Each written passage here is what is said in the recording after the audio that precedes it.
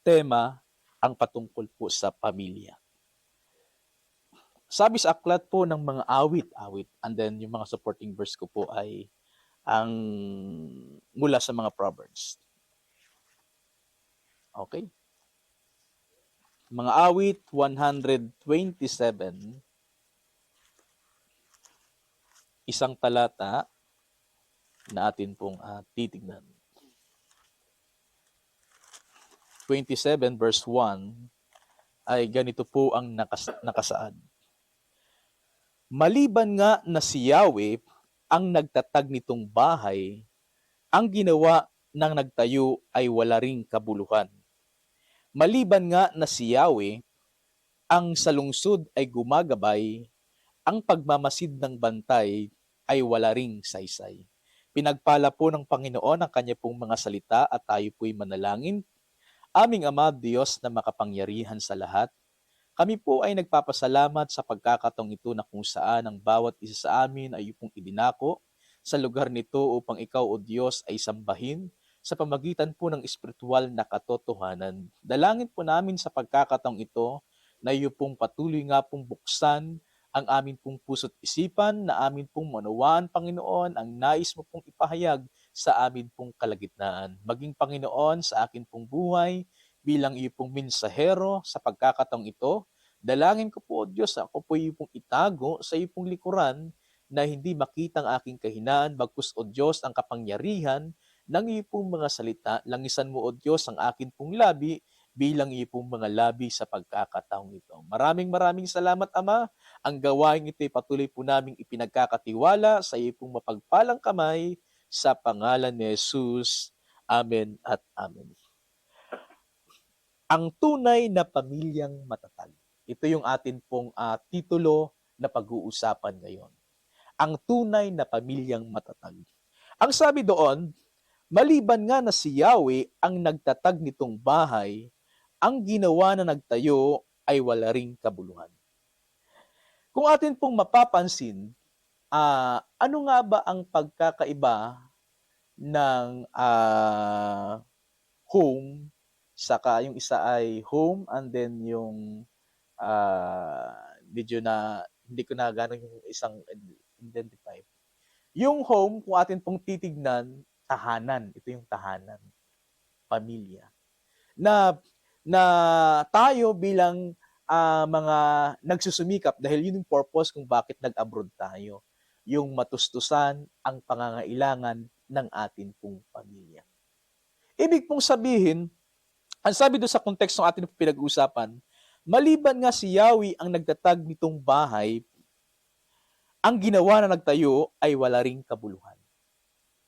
Ibig sabihin, useless yung atin pong pagsusumikap sa pag-iimbest ng mga bagay dito sa mundong ito kung ang Diyos ang hindi sentro ng ating tahanan. Napakahalagang sa bawat hangarin o yung atin pong minimitis na atin pong buhay, gawin nating sentro ang Diyos. Ang sabi doon, sa atin pong tema, matatag na pamilya.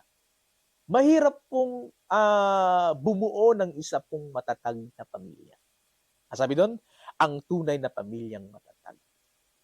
Pag sinabing matatag, ang pumapasok sa isipan natin ay mahirap gibain, mahirap tibagin, parang talagang very strong ang pagdating ng pundasyon ito. Pero kapag ang pundasyon natin si Kristo, nagiging matatag ang pamilya. Paano po, Brad, yung marami pong mga broken family, marami pong mga nagsisipaghiwalayan sa atin pong kapanahunan, kahit makita mo yung mga artista, ilang taon lang ang kanila pong pagsasama at pagkatapos ng mga taong iyon, humahantong sa paghiwalay. Kahit masabi po natin ay maganda o gwapo yung mga magkasintahang yun o yung mga mag-asawang iyon, pero naghiwalay. Dahil si Kristo ang hindi naging pundasyon ng kanila pong pagsasama. Unang atin pong mapapansin doon, sa atin pong panimula, ang pamilyang matatag ay hindi basta-basta nabubuo. Hindi siya nabubuo basta-basta ang pamilyang matatag. Kahit may mga iba't ibang mga tinatawag natin mga dalubhasang mga saykolohiya na nagsasalarawan, ito yung pinakamahusay kung papaano bumuo ng mga matatag na pamilya. Kahit ang kanilang tahanan ay hindi perpekto. Kahit ang kanilang pong mga buhay. Nagiging isang matatag at nagiging malaki ang pundasyon ng pamilyang ito kapag si Kristo ang naging pundasyon nila. Bagamat mahirap mabuo ang pagiging Kristiyanong matatag, pero unti-unting binubuo ng atin pong Panginoon sa Kanya. Ang marriage, ang family ay hindi perpekto. Hindi siya perpekto. Pero inaayos at ito'y binubuo ng atin pong Panginoon. Ito ay nakasalalay sa pundasyong itinatag ng Diyos. Ang tanong, sa atin pong pundasyon ng atin pong pamilya, papaano ba natin ito na isa sa pamuhay sa atin pong buhay? Ako po ay nakita ko po yung goal kasi kami ni Miss ay kinasal lang ng 2023. Ang sabi ko doon sa pagpasok ko sa marriage, sabi ko, Lord, sabi ko, ang gusto kong maging partner habang buhay ay the same yung aming pananaw sa pananampalataya. The same yung goal ng aming pong buhay. Dahil marami na akong nakita kahit mga ibang mananampalataya na ika nga ay matatag yung kanyang buhay spiritual, and then siya ay nagkaroon ng nakipamatok. Siya ay nagkaroon ng relasyon sa masabi nating taliwas sa kanyang pananaw ng kanyang pananampalataya, na minsan ay humantong sa pagkawala niya sa yung goal ng kanya pong pananampalataya. Kaya sabi ko, mahalaga yung iisa ang inyong pananaw, mahalaga yung iisa ang yung takbuhin ng inyong puso na mapaglingkuran ang Panginoon. Dahil ito ang isa sa magiging pundasyon ng matibay na pagbuo ng isa pong pamilya. Paano po, Brad, kung bago ako nakakilala sa Panginoon ay nagkaroon ako ng relationship sa hindi mananampalataya? May mga ganung mga katanungan na ito ay maari po nating maging liwanag ka, maiakay mo ang taong iyon na sila'y magkaroon ng pagkakataon na makakilala sa Panginoon. Ito po yung mga nagiging issue kahit ng unang in New Testament, naging issue na rin to, o even the Old Testament, na pananaw ang ganito. Kaya nabuo yung huwag kang makipamatok sa hindi mananampalataya. Naging malaking controversial yan nung simula pa ng mga naunang panahon at hanggang ngayon. Pero ang napakahalaga po ay magkaroon tayo ng isang matibay na pundasyon ng atin pong pamilya. At sino ang bubuo nito kundi tayo na mga nakakilala sa Panginoon? Ikaw at ako ang siya pong bubuo ng isa pong matatag na pamilya. Hindi mo hahayaan na ikaw lang yung makakilala sa Panginoon, ikaw lang yung maliligtas pagdating ng araw. Kundi ang goal mo dito ay makasama ang buo mong sambahayan, ikaw at ako at ang iyong sambahayan ay makakilala sa Diyos. At maglilingkod kayo habang kayo'y nabubuhay. At doon, isa ng malaking pundasyon ang ganong proseso ng buhay. Sa ating pagsisikap na magkaroon ng isang tahanang matibay at buo, mahalaga ang pagkilala sa gabay ng Diyos at pagsunod sa kanyang mga prinsipyo. Napakahalaga siyang gabay sa atin pong buhay ang salita ng Panginoon kung papaano tayo magkaroon ng isa pong prinsipyo ng pamumuhay bilang isa pong mananampalataya. At hango sa atin pong kontekstong pinag-uusapan mula sa aklat ng mga awit 127, chapter 127, verse 1, Ito po ay nagbibigay diin na maliban sa Diyos, ang lahat ng ating pagsisikap ay magiging walang kabuluhan. Kung wala ang Diyos, sa atin pong pagsusumikap, hindi natin naging kasama ang Diyos sa lahat ng atin pong plano o takbuhin sa atin pong buhay, yung atin pong pinaghirapan ay, sabi doon, wala ring kabuluhan. Bakit? Paano po yun? Nakapag-invest na ako. Ang laki ng pera ko sa bangko. Ang dami ng mga investment na nangyari. Nakakalungkot pong isipin, ng panahon po ng Yolanda, may mga nakita ko doon sa Facebook na talagang sa loob ng 10 years o 15 years na kanilang pagsusumikap bilang isa pong OFW, ang laki nang naipundar ng kanila pong yung kanilang investment, yung kanilang pagsusumikap, ipinundar sa bahay. Dumating yung Yolanda. Na-wash out, talagang sira yung kanilang bahay. Lugmok yung pundasyon ng kanilang bahay. Nasayang. Ano kaya ang magiging epekto nito sa taong nagsumikap? Darating yung, hindi natin may iwasan, dumarating yung anxiety o dumarating yung depression. Paano kung wala si Kristo sa kanyang buhay? Hindi niya na-encounter, hindi niya nakilala ang Panginoon, hindi niya tinanggap ang Panginoon.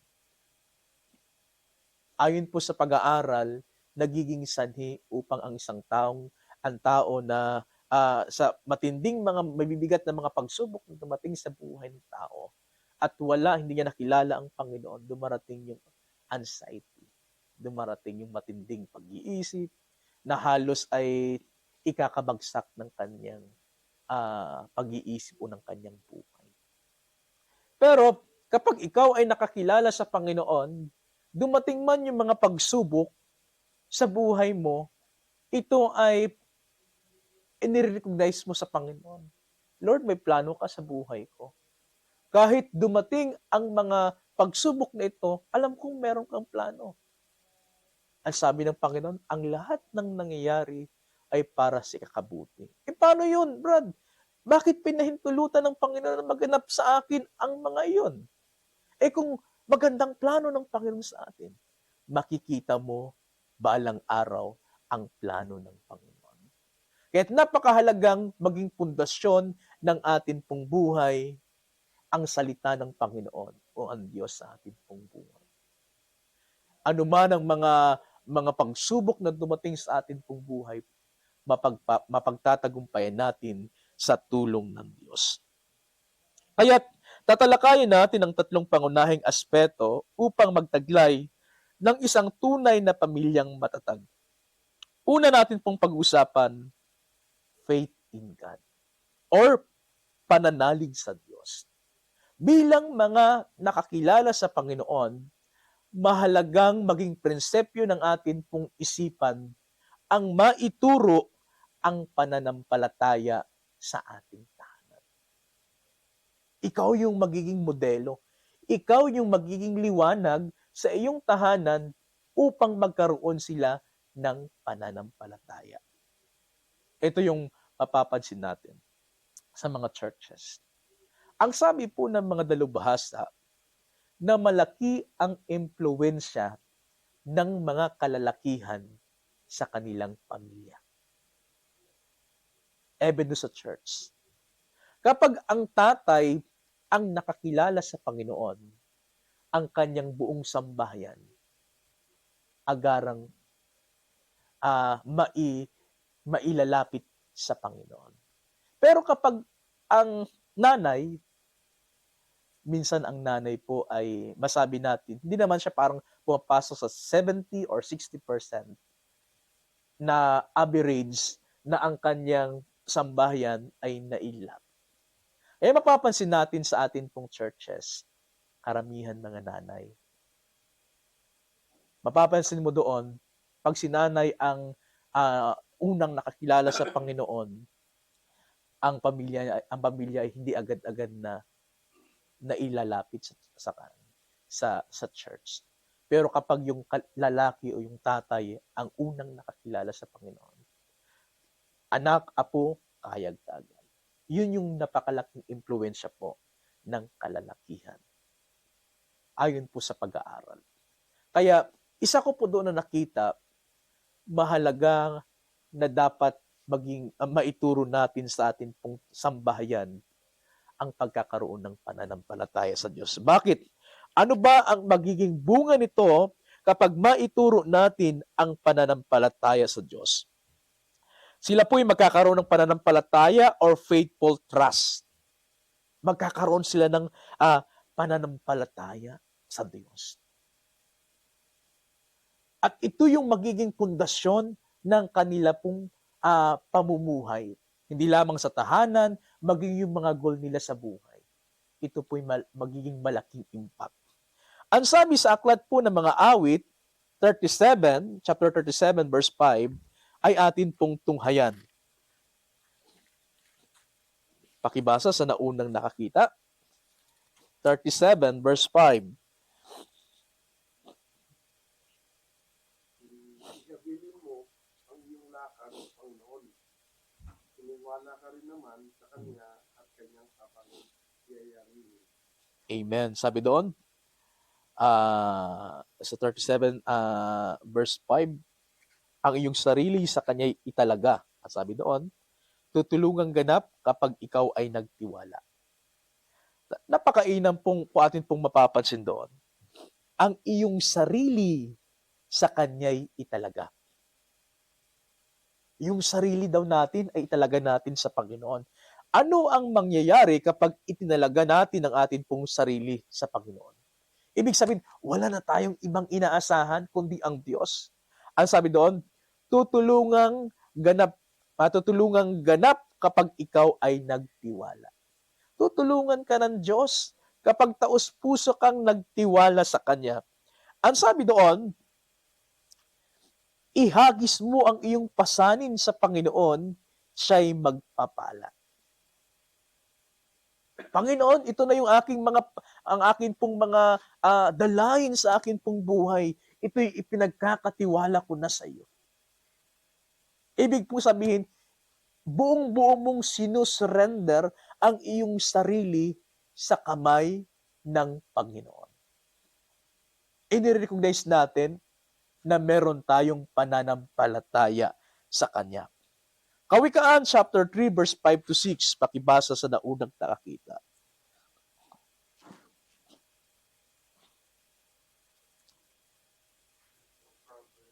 Chapter 3 verse 5 to 6.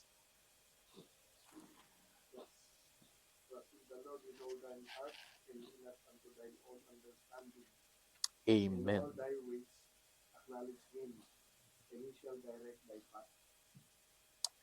Amen. Sabi doon, kayawi ka magtiwala buong puso at lubusan, at huwag kang mananangan sa sariling karunungan.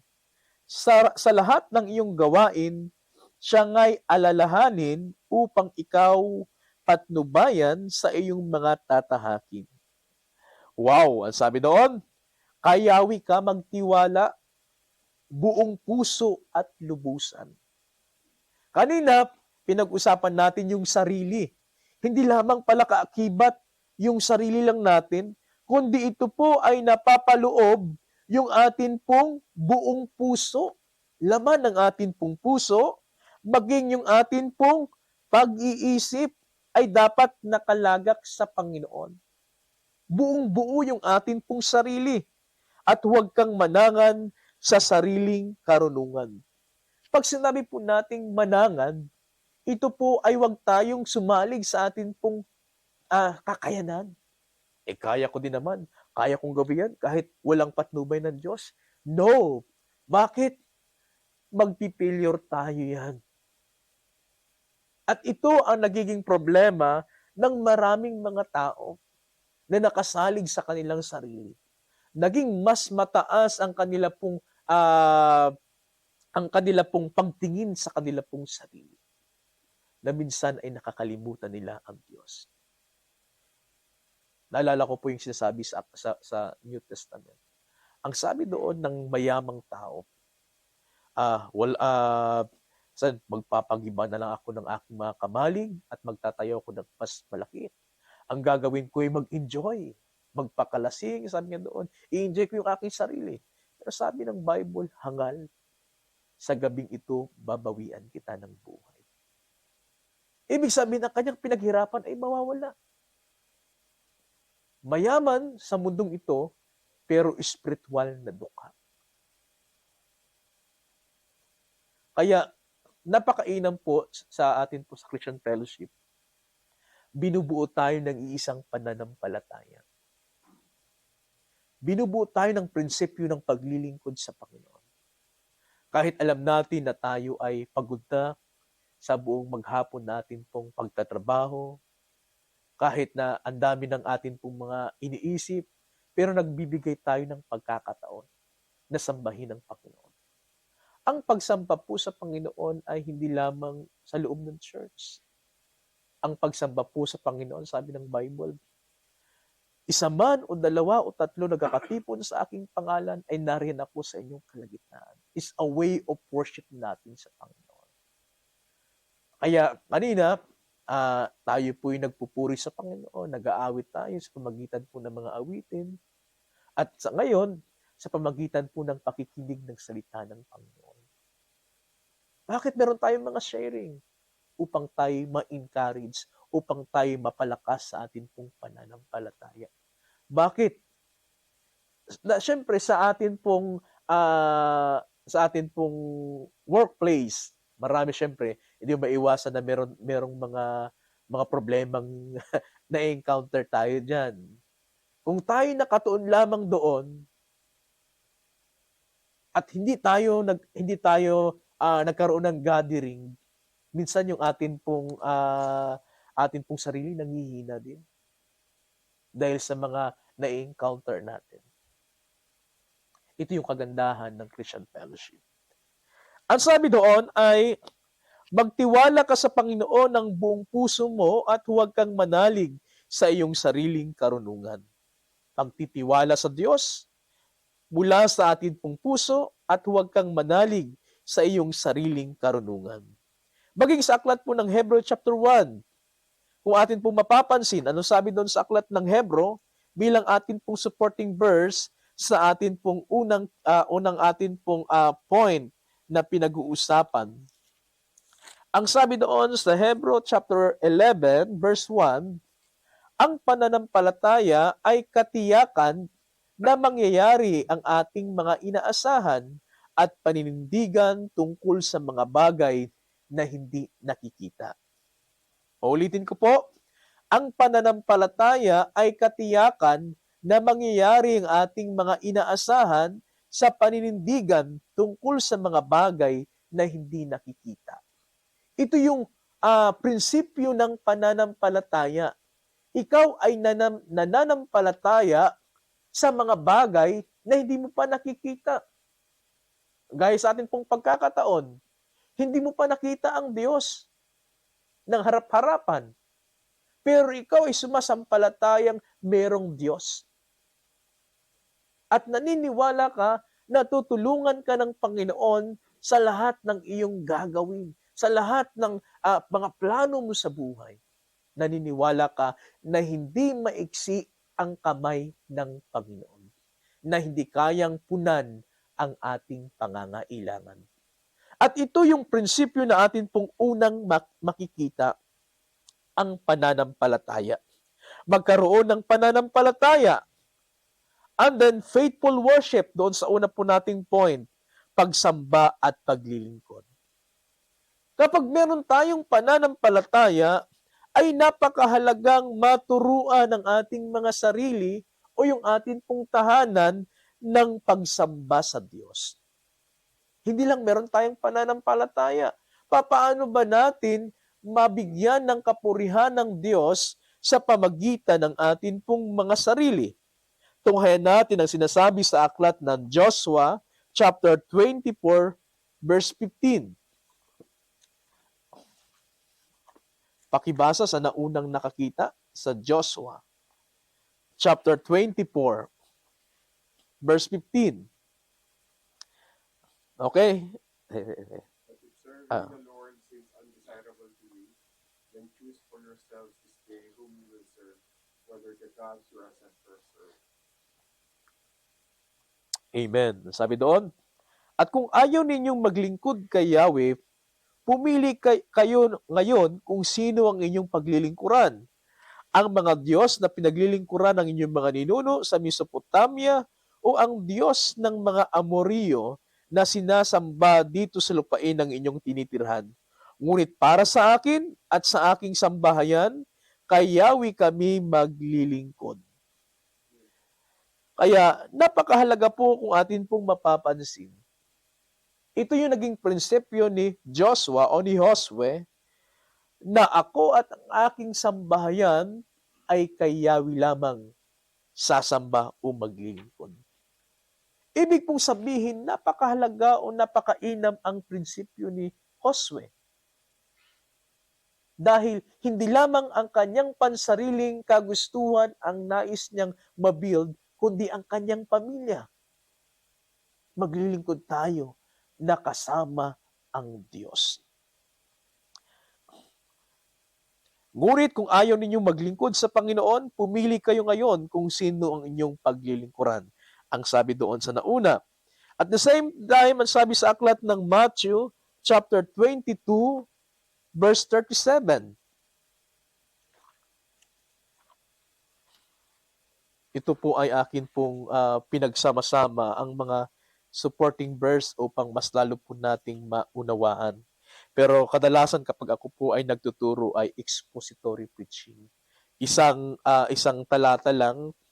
Subalit sabi ko nga ay na nakaraan, mas mainam pong mabigyan po natin ngayon ng buhay ang patungkol po sa matatag na pamilya. Sabi doon sa Matthew chapter 22 verse 37 ay ganito, sumagot si Jesus, ibigin mo ang Panginoon mong Diyos ng buong puso mo, buong kaluluwa mo, at buong pag-iisip mo. Ito sabi doon. Ibigin mo ang Panginoon mong Diyos ng buong puso mo. Napakahalaga na dapat nating ibigin ang Panginoon ng taos puso natin kapag tayo'y patuloy na naglilingkod sa Panginoon. At the same, sabi sa aklat ng Roma, chapter 12, verse 1, ialay ninyo ang inyong katawan na isang handog na buhay, banal na kaaya-aya sa Diyos. Ito naman yung sabi ni Apostol Pablo.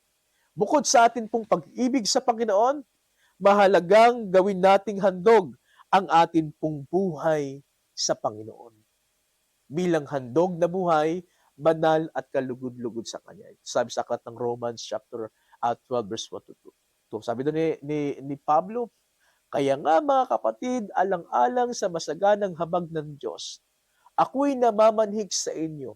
Ialay ninyo ang inyong sarili bilang handog na buhay, banal at kalugod-lugod sa Kanya sapagkat ito ang nararapat. Ito yung nararapat, yung atin pong sarili. Kaya may mga katanungan, sabi doon,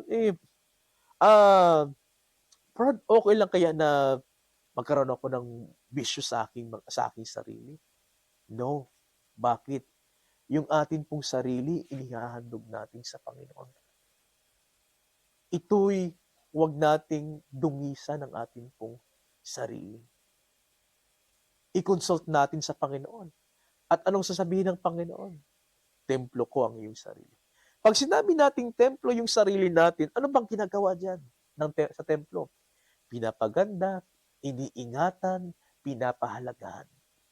At ganun dapat tayo sa ating pong sarili. Dahil ito ang layunin at nais po ng Panginoon. Pagtitiwala sa kalooban ng Diyos or faithful submission. Sabi sa aklat ng Santiago chapter 4 verse 7, ay akin na lang pong bubuurin para ipagpatuloy po natin to sa susunod na linggo. Pasakop kayo sa Diyos, labanan ninyo ang dyablo at tatakbo siya palayo sa inyo. Mahalagang tayo ay magpapasakop sa Diyos upang malabanan natin ang gawa ng kaaway sa atin pong buhay. Kung tayo hindi magpapasakop sa kalooban at plano ng Panginoon, papaano natin mapaalis ang kaaway, ang jamlo. Naalala ko po sa New Testament na merong nanggaya. Merong nanggaya yan na sabi, ay ganun pala yun. Ang sabi doon, ni Pablo ba yun? Sa pangalan ni Jesus, pinalis yung bad spirit. Ay merong nakarinig na walang pananampalataya. Ginaya niya ngayon. Sabi niya, sa pangalan ni Jesus na pinapangaral ni Pablo, lumayas ka. Sabi niya doon. Ang sabi ng bad spirit, sino ka? Kilala ko si Jesus, kilala ko si Pablo, sino ka? Dinaluhog siya ngayon. Ibig pong sabihin, mahalaga pong tayo'y magkaroon ng totally pagpapasakop sa Panginoon. At doon natin mararanasan ang kapangyarihan ng pagpapataboy ng masamang espiritu. Dahil meron pong, lalo sa kapanahunan natin, iba't ibang form po ang ginagawa ng kaaway upang ang tao ay malihis sa plano ng Panginoon. Magpakumbaba, ang sabi doon sa aklat ng 1 Peter chapter 5 verse 6. Bubuurin na natin, magpakumbaba kayo sa ilalim ng makapangyarihang kamay ng Diyos upang kayo'y kanyang itaas sa takdang panahon. Wow, ang sabi doon, magpakumbaba. Kapag tayo'y nagpakumbaba sa ilalim ng kapangyarihan ng kamay ng Diyos, mararanasan natin na hindi maiksi ang kamay ng Panginoon upang ikaw ay itaas, upang ikaw ay kanyang pagpalain. Maging ang sabi sa aklat ng Matthew chapter 6 verse 10, ang sabi doon, dumating nawa ang iyong kaharian, gawin nawa ang iyong kalooban.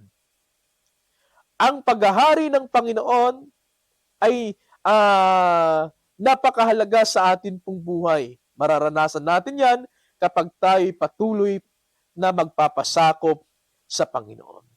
Purihin po ang Panginoon dahil ang Diyos po ay nagtuturo sa atin. Dito pa lang tayo sa unang atin pong point na pinag-uusapan, faithful o faith in God o pananalig sa Diyos.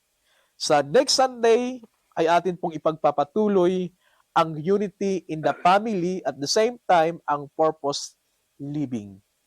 At salamat po sa Panginoon sa kanya pong paalala sa atin na kapag pinag-usapan po natin ang patungkol po sa matatag na pamilya ay napakalalim ito. Napakalawak na talakayan.